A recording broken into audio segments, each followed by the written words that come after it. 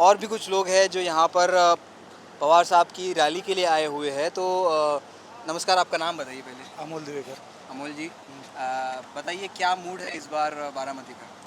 इस बार लोगों ने सरकार के जो किसान के खिलाफ जो गलत नीति जो इस्तेमाल कर रहे हैं उसके खिलाफ आवाज़ उठाने का निर्णय लिया है। किसान के इस जो डाउन क्षेत्र में जो लोग हैं उन्होंने।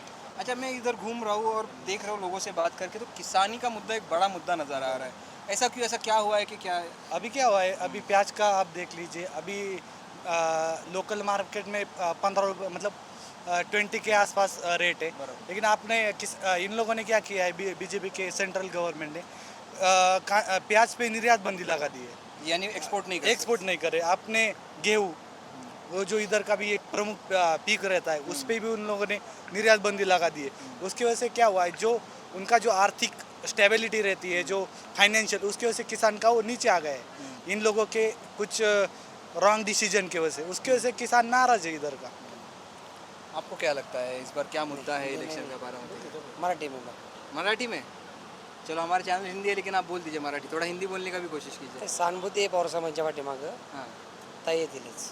ताई येतील, इतना कॉन्फिडेंस ये कह रहे हैं कि सहानुभूती है पवार साहब के लिए और ताई ही जीतेगी। असं का वाटतंय ताईच जिंकेल? इतना क्यों कॉन्फिडन्स आहे आपको? कामं पण ताईंची चांगली आहेत आणि 3 टर्मचा अनुभव आहे. संसदातनं पुरस्कार मिळाला त्यांना. तो असा थोडीच मिळाला आहे कोणाला.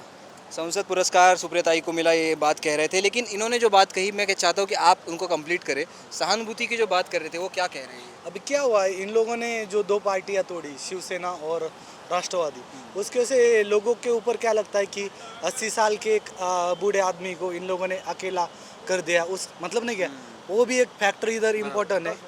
और दूसरा ये कि ज़्यादातर मेरे को लगता है किसान का भी फैक्टर इधर मतलब इम्पोर्टेंट है। और एक जो इधर क्या हो रहा है अभी, खेती की वजह से लोग बहुत सारे नाराज़ है इन इस सरकार के, मतलब जो इन लोगों ने पॉलिसी अप्लाई किया है खेती के उधर।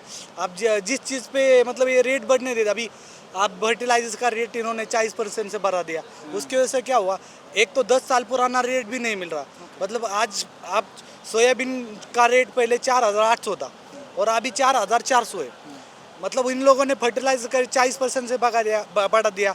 महंगाई जो 8% से अभी बढ़ रही है, उस हिसाब से रेट बढ़ना चाहिए ना। लेकिन इन लोगों ने रेट बढ़ने की जगह कम किया है और फर्टिलाइजर का या अदर चीज़ों का रेट बढ़ा दिया है। उसकी वजह से किसान की जो आर्थिक स्थिति वो बहुत बुरी कंडीशन हो गई है। उसकी वजह से किसान बहुत नाराज़ है। और ये 2,000 दे रहे, किसान की मांग ये नहीं है कि हमें 2,000 चाहिए। किसान की मांग है कि हमें MSP दे दो आप। वो नहीं दे पा रही सरकार, खाली वो चुनावी जुमले दे रही है।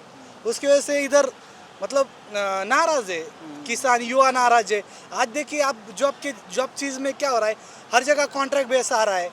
अब आज सरकारी नौकरियां भी ख़त्म कर रही है सरकार। उसके वजह से क्या हो रहा है, देश का युवा, इधर का युवा बहुत मतलब गुस्से में है। उसके वजह से मेरे को लग रहा है कि इसका जो खामियाजा है इस सरकार को और बीजेपी को भुगतना पड़ेगा। ओके, इनसे बात करके एक चीज़ हमें पता चली, एक और बार इन्होंने मुद्दा प्रस्तुत किया और शुक्रिया कहना चाहूँगा कि बहुत आसानी से हमारे ऑडियंस के लिए आपने महाराष्ट्र की और ख़ास करके बारामती की किसानों की समस्या को आपने बयान किया, तो आपका बहुत बहुत शुक्रिया। और दूसरी बात आपने ये कही कि सहानुभूति का मुद्दा, तो सहानुभूति का मुद्दा ये है, असल बात कि बारामती की कॉन्स्टिट्यूंसी में जब से लड़ाई हो रही है, चुनावी लड़ाई हो रही है, तब से शरद पवार इस कॉन्स्टिट्यूंसी में कांस्टेंट है, कभी नहीं हारे। वो जब तक थे चुनाव लड़ रहे थे, उनके बाद उनकी बेटी चुनाव लड़ के यहाँ से जीतती आई है। तो ये एक ऐसा इलाका है जहाँ पे पवार कभी नहीं हारे और इस इलाके में पवार साहब को, बेटी को हराने की कोशिश उन्हीं के फैमिली मेम्बर के थ्रू हो रही है।